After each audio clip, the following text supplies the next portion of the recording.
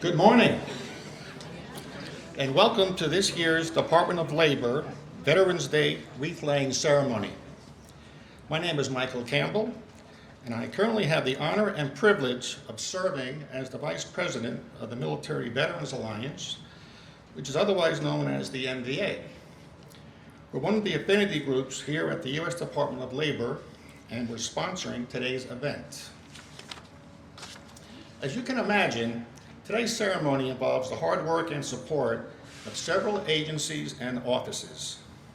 These include the Office of the Secretary of Labor, Veterans Employment and Training Service, otherwise known as VETS, the DOL Asian Pacific American Council, APAC, OSAM, OHR/DWDI, which is the Division of Workforce Development and Inclusion, Conference Services, Interpreting Services, Office of Public Affairs, Security Center, Building Management, and Parking Management. If I forgot anybody, I'm sorry about that. Also, we have to recognize Mr. Paul McIlvaine, our singer. Thanks for coming back again, Paul. And Sergeant First Class Jeffrey Northman, our bugler from the U.S. Army Band, Pershing's Own. On behalf of the MVA, I would like to thank them for all their support in making today's ceremony possible. I would next like to recognize three of our distinguished guests today. First, Associate Deputy Secretary of Labor, Nikki McKinney, Assistant Secretary for Vets, James Rodriguez, and Sergeant Major Jeremiah Fassler, U.S. Army Senior Fellow Vets. In addition, I would like to welcome everyone that has joined us today to honor all those that have made the ultimate sacrifice to preserve freedom and democracy. I hope everyone has had a chance to look at today's program. It includes an outline of this morning's agenda, the lyrics for God Bless America, and a copy of this year's winning Veterans Day poster from the VA. Thank you. At this point, I would like to welcome Mr. Paul McIlvaine to sing the national anthem.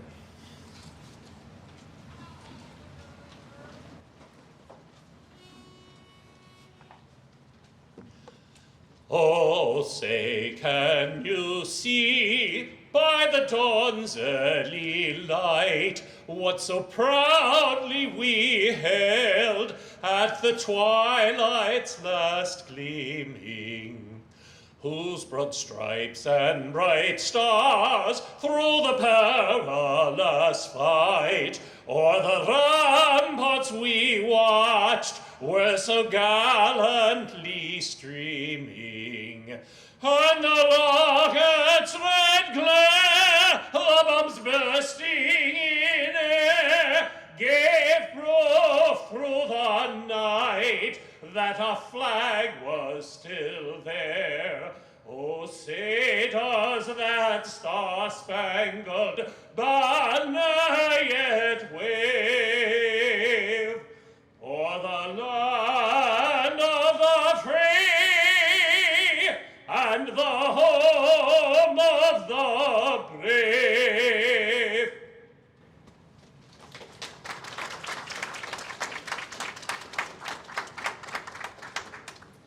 Thank you, Paul, for that beautiful rendition. Our first speaker today is Sergeant Major Jeremiah Fassler, U.S. Army Senior Fellow here at VETS. He enlisted in the U.S. Army in 1992 and has had a long and distinguished career. He has served in several highly demanding and critical positions, both stateside and overseas. This has included tours in Iraq and Afghanistan. He currently is assigned as a Senior Fellow in VETS. Sergeant Major Fassler, over to you.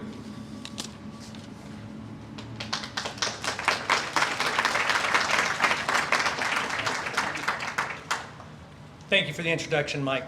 Associate Deputy McKinney, Assistant Secretary Rodriguez, distinguished leaders, and above all, the service members and veterans that are here in the audience with us today, thank you for attending. Paul, thank you so much for the wonderful rendition of the national anthem. It's always a treat to everyone here, and I look forward to you leading us later in God Bless America.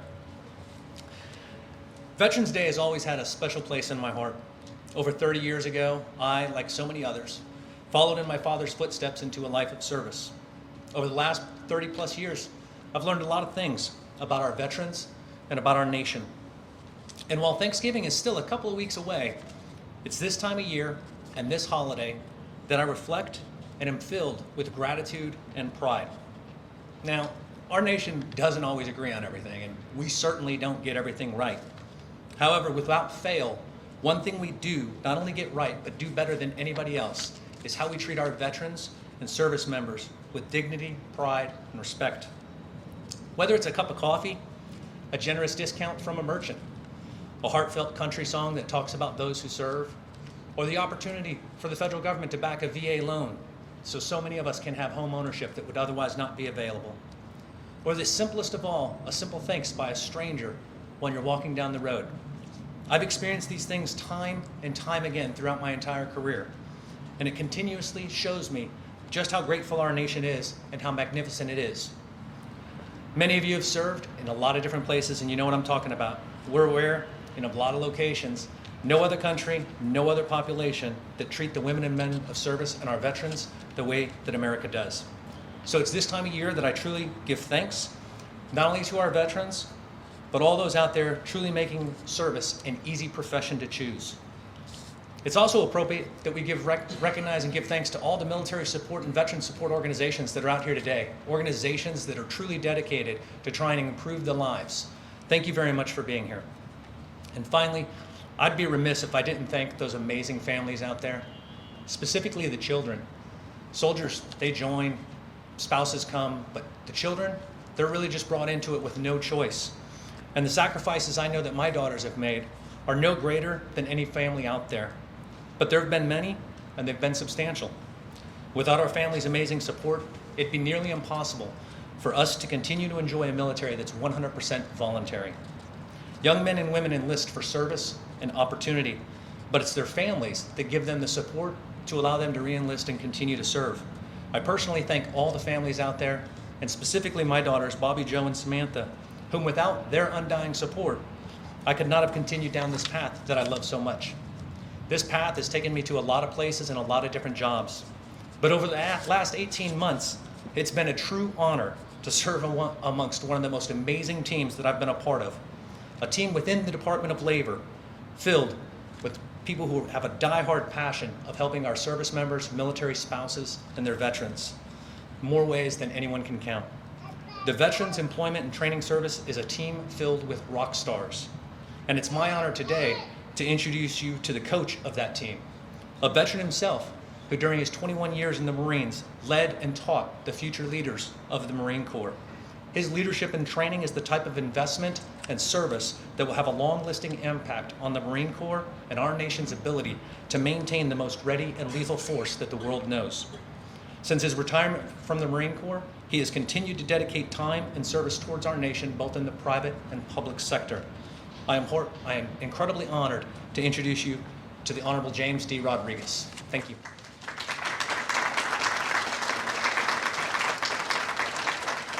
Good morning, everybody. Good morning. As you all know, I'm not as articulate as a sergeant major is. And I didn't write a speech, but I'm going to tell you what I do know. So what I do know is this event is important because it gives us an opportunity to recognize our veterans who work in a phenomenal agency. So with a show of hands, how many veterans are in the audience? So look around the room.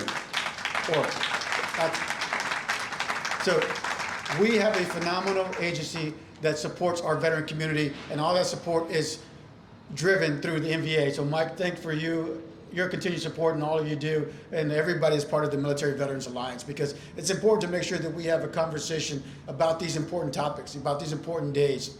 But there's a couple of things that I want to do briefly, if I may, is I want to highlight 3 specific events that happened this year that most people are not familiar with. 3 significant events that shaped the future of our country by shaping the future of our military. One of those being, in June, President Biden recognized the Women's Armed Services Integration Act of 1948. signed into law by President Harry S. Truman at the time. And for the first time, it allowed women to serve openly in the military. Prior to that, women served honorably since the founding of our nation, but they were never recognized for their support in building a country and establishing the freedoms that we have today.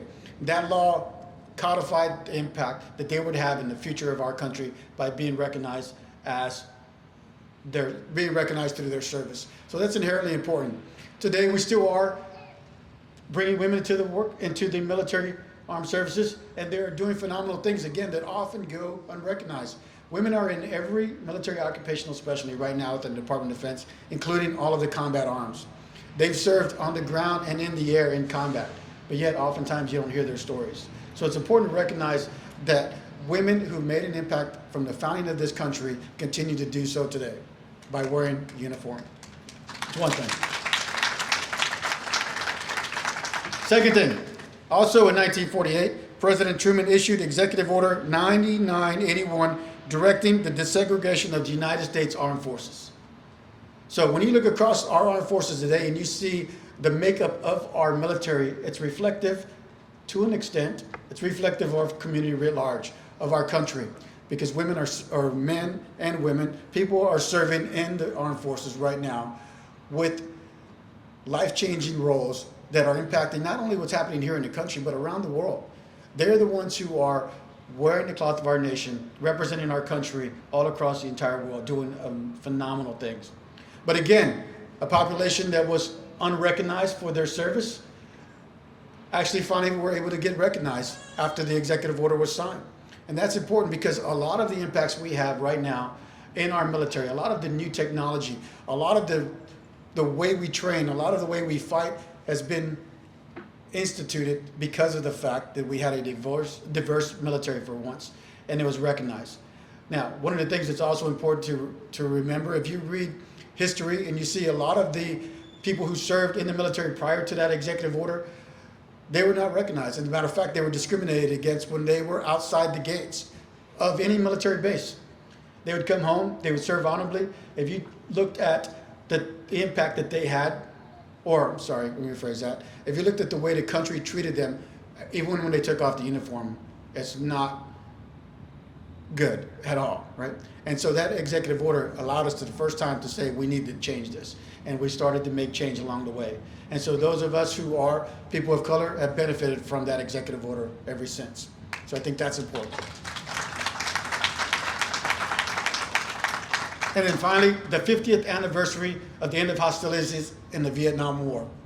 Why is that important? I wrote this in an op-ed. The team's going to put this out here in the future. But the reason that's important is because our Vietnam veterans who came back, who served honorably in Vietnam, who served honorably, were not always welcome with open arms in this country. But they were the ones who said, never again.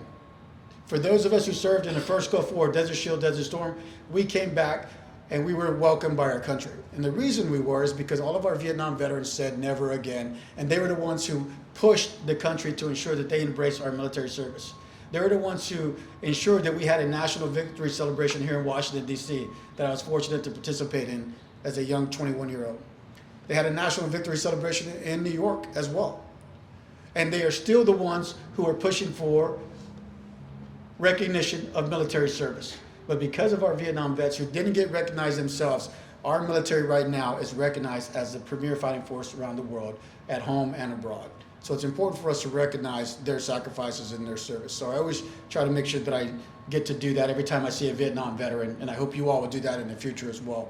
As a matter of fact, I met a Marine in Wisconsin when I was traveling to Wisconsin, and he had him, just like we always do, he had a Marine Corps jacket on, and I asked him where he served, and he said the Battle of Quai Sam.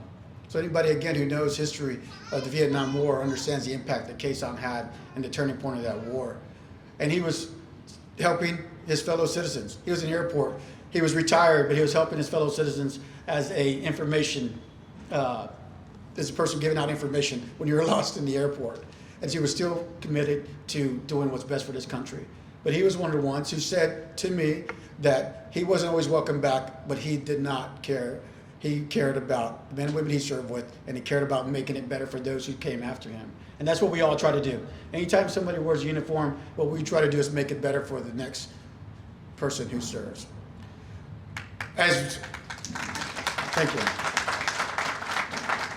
One of the things that's also important, as Jeremiah kind of mentioned a little bit, even though we may have challenges in our country, when you think about the young men and women who still raise their right hand and serve, and they volunteer to serve in a time when we have crisis, in a time when we're at war, things like that, it tells you that we still have people in our country who are willing to raise their right hand and serve this country without asking anything in return.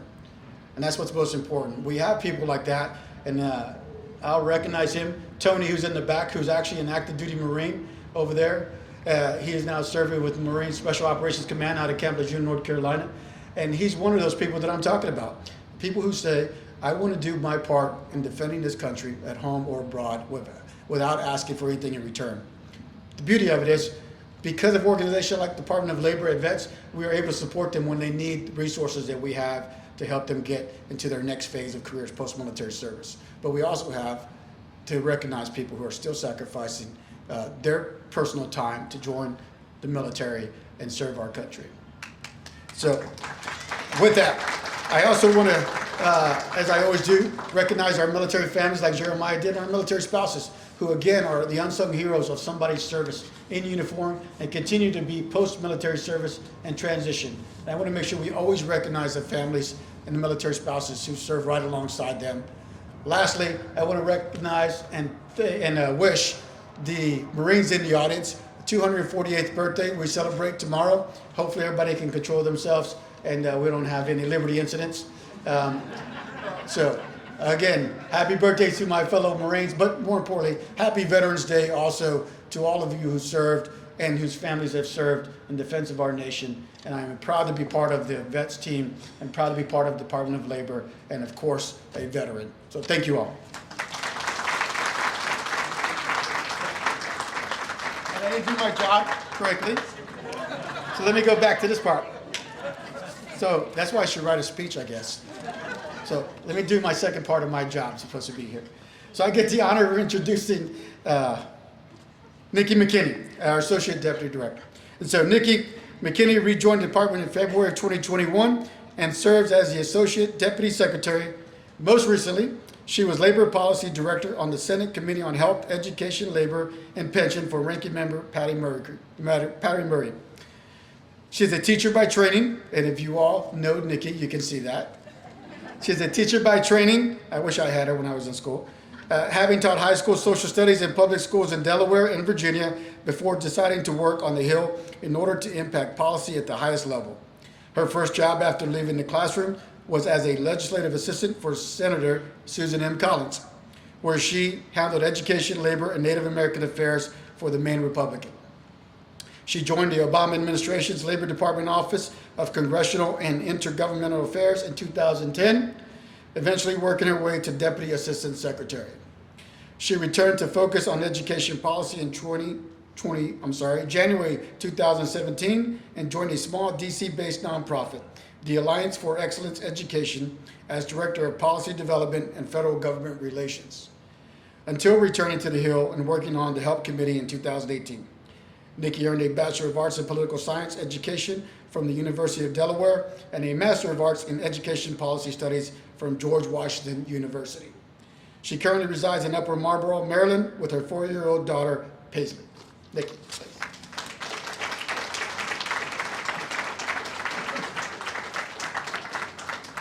Don't you hate it when people read your bios? You sound so fancy and you're like, wow, if only you knew. Happy Veterans Day. Thank you to everyone for being here. I know that Assistant Secretary Rodriguez recognized everyone by having you raise your hand if you're a veteran. But today is really about you and not about me and not even about the acting secretary who apologizes that she couldn't be here. She is with the President of the United States. Nah. That is the only reason she wouldn't have been here with you today. So what I would rather do is, if you are a member of the United States Marine Corps, will you please come stand behind me? If you are a member of the United States Army or a veteran of either, please stand behind me. If you've served in the United States Air Force, please come stand behind me. If you've served in the United States Navy, please come and stand behind me. If you've served in the United States Coast Guard, please come stand behind me. And if you are the spouse, mother, sister, daughter of a service member, please come stand behind me.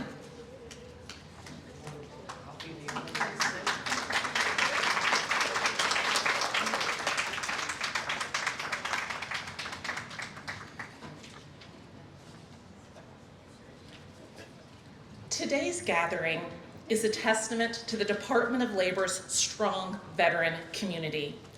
And I appreciate everything that Dr. Darlene Lee and Mike Campbell are doing to lead DOL's Military Veteran Alliance. I want to thank Assistant Secretary James Rodriguez for his steadfast leadership of the Veterans Employment and Training Service. And I want to thank all of the men and women standing behind me. Look at them.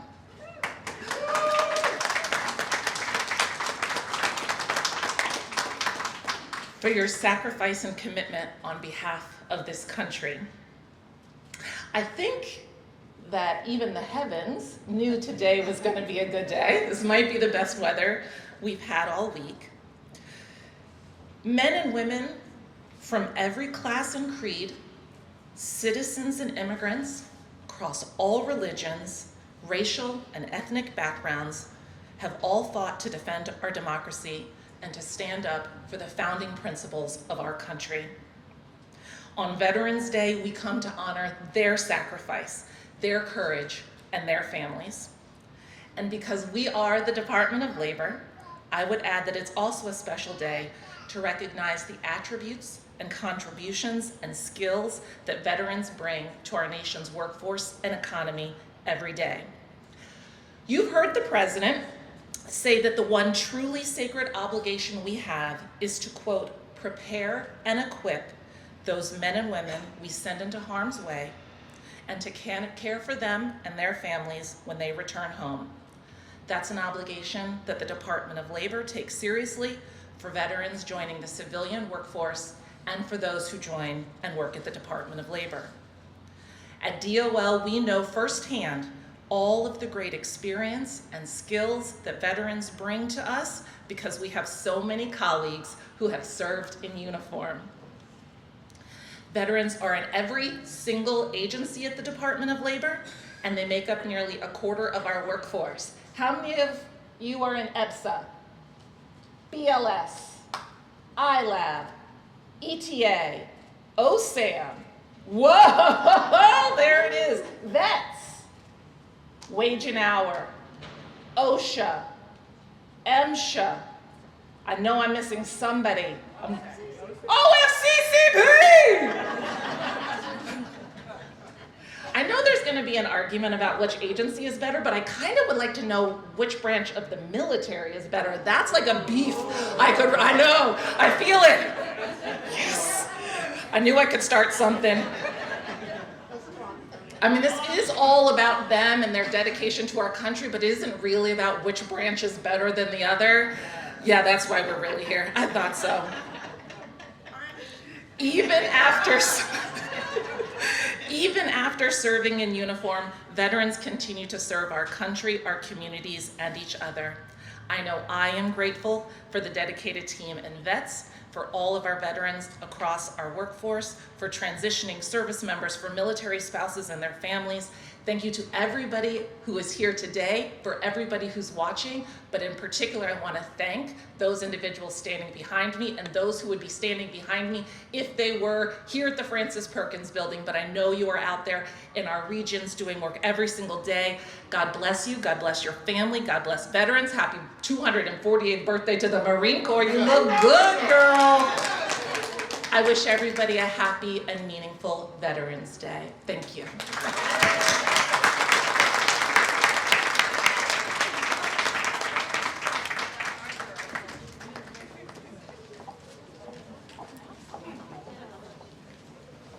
Puertorriqueño, ¿verdad?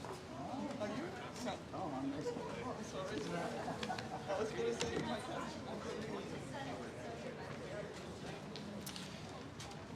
Thank you, Deputy Secretary Nikki McKinney, for those very meaningful words. We sincerely appreciate it. At this point, we're going to conduct the actual wreath-laying ceremony. Respectfully request Sergeant Major Jeremiah Fassler, U.S. Army, please secure the wreath.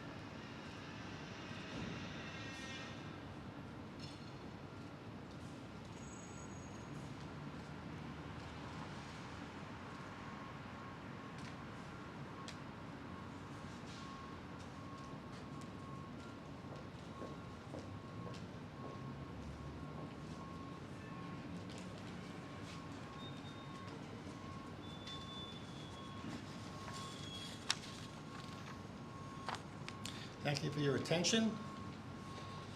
At this point, we're going to call back Mr. Paul McIlvaine to sing, and we're going to join along, I hope. God bless America.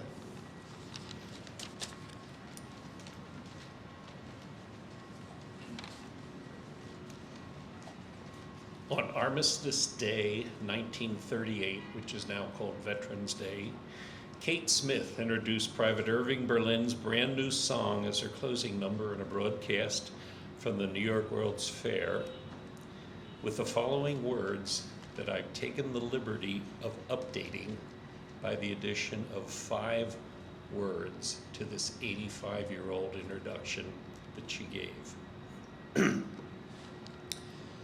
With the war clouds of Eastern Europe and the Middle East so lately threatening the peace of the entire world, I felt I wanted to sing a special song that would not only be a memorial to our soldiers, but would also emphasize just how much America means to each and every one of us.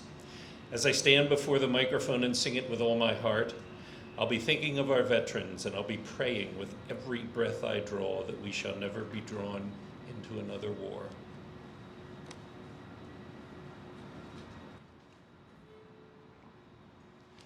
While the storm clouds gather far across the sea, let us swear allegiance to a land that's free. Let us all be grateful for a land so fair as we raise our voices in a solemn prayer. God bless America. Land that I love, stand beside her and guide her through the night with a right from above. From the mountains to the prairies, to the oceans, white with foam. God bless America, my home, sweet home. God bless America, my home, sweet home.